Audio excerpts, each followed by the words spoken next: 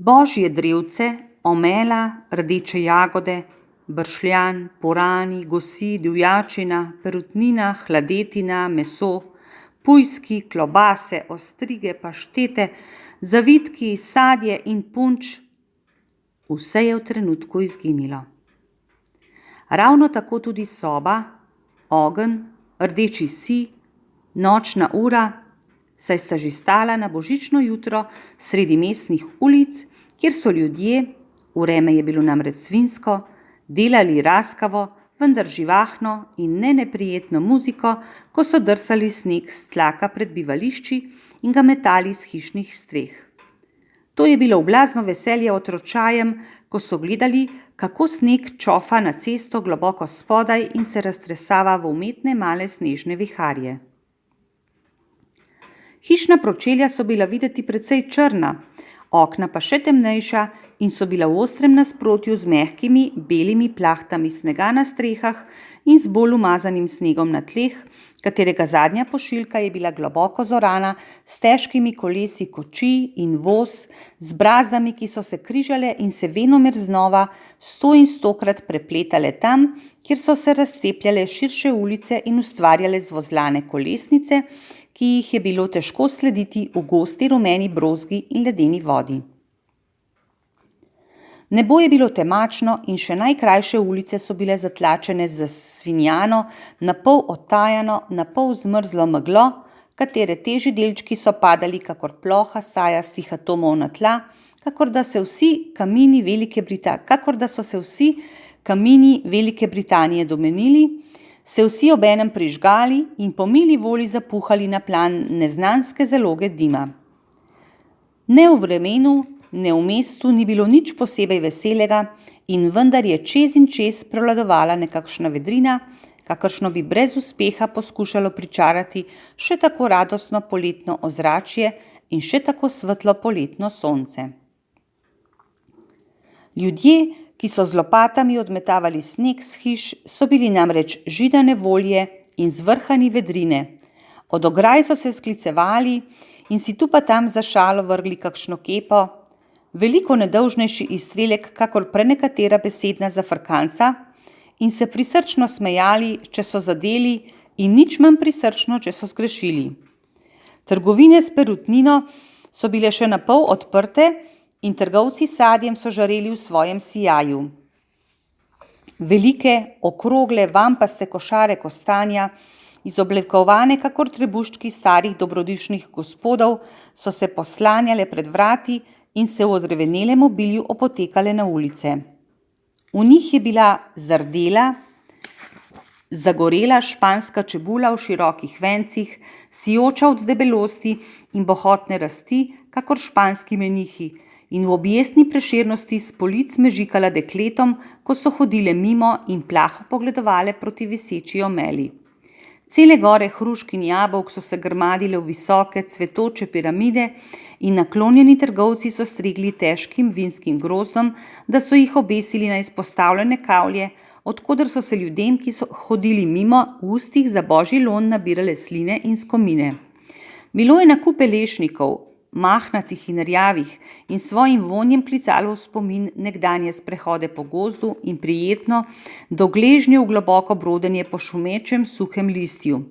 Zraven so bili debeli in zamolkli norfolški bobovci in se ostro ločili od rumenih pomaranč in limon in z veliko jedrostjo sočnih sadov neubrnljivo rotili in prosili, naj jih ljudje odnesejo v papirnatih vrečkah domov in jih pojedo po kosilu.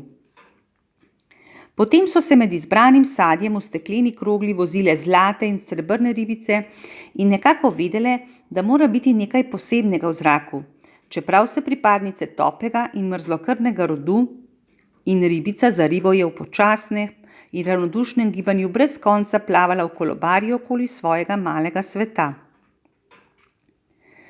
Špecerije, špecerije, skoraj že zaprte, s po 2 rebračama, mogoče že spuščenima ali pa vsaj z eno, ampak kakšni pogledi skozi te vrzeli.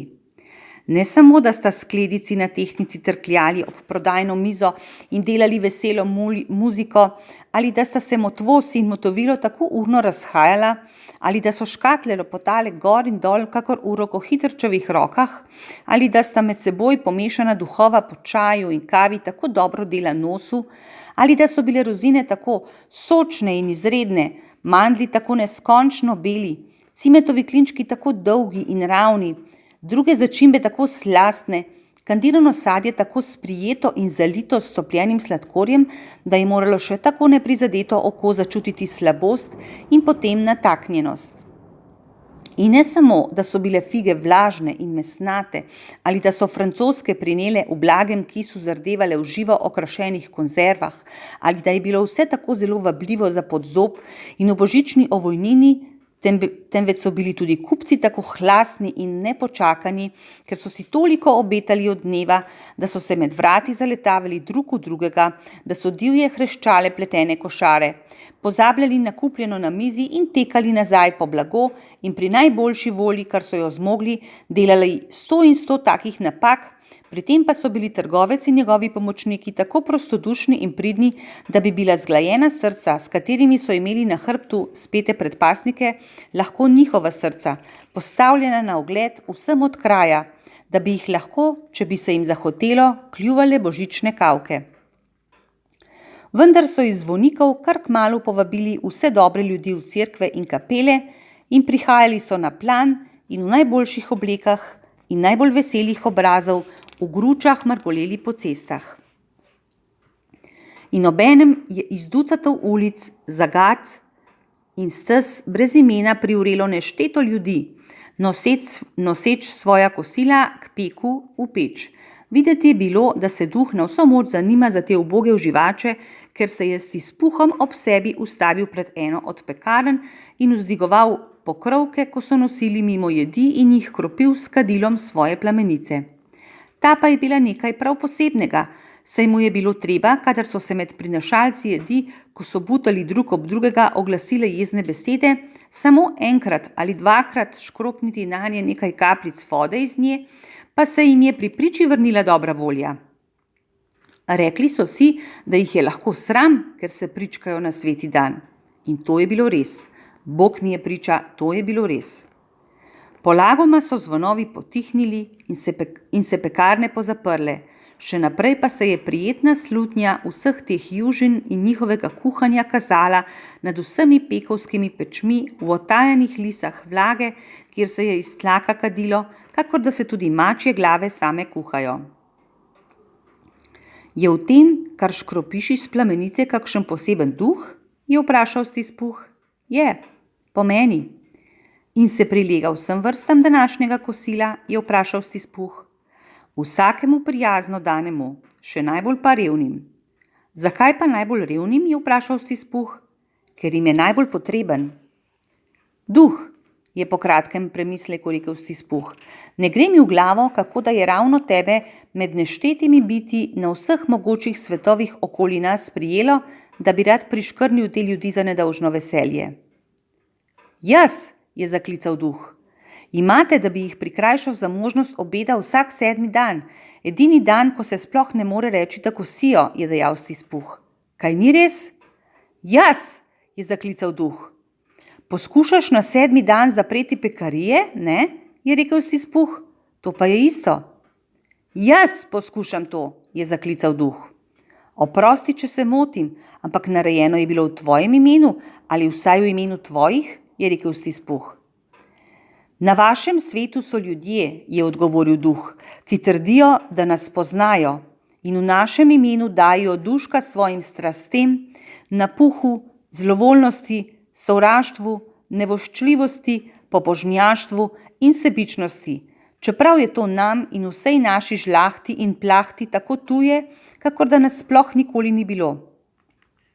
Ne pozabi na to in naprti njihovo početje nanje, ne na nas. Stispuh mu je obljubil in odšla sta naprej, nevidna, kakor sta bila že prej, proti mestnim obrobjem. Duh je imel prav posebno lastnost, kakor je Stispuh opazil pri Peku, da se je ne glede na neznansko velikost zlahkoma prilagodil vsakemu prostoru in da se je ravno tako udobno in kot nadnaravno bitje stal pod nizko streho, kakor bi bržkone lahko v vsaki prostorni dvorani.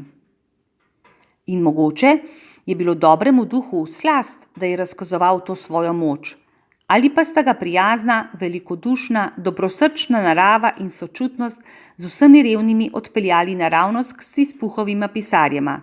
Tja se je namreč namenil in vzel s seboj Stispuha, ki se ga je držal za rokav. Ko pa sta prišla na hišni prag, se je duh nasmehnil in nehal blagoslavljati bivališče Boba Krače in ga kropiti s plamenico. Samo pomislite, Bob je imel le 15 bobov svojega imena na teden. Ob sobotah je spravil v žep le 15 ponovitev svojega krstnega imena in vendar mu je duh sedanjega božiča blagoslovil hišo s 4 prostori.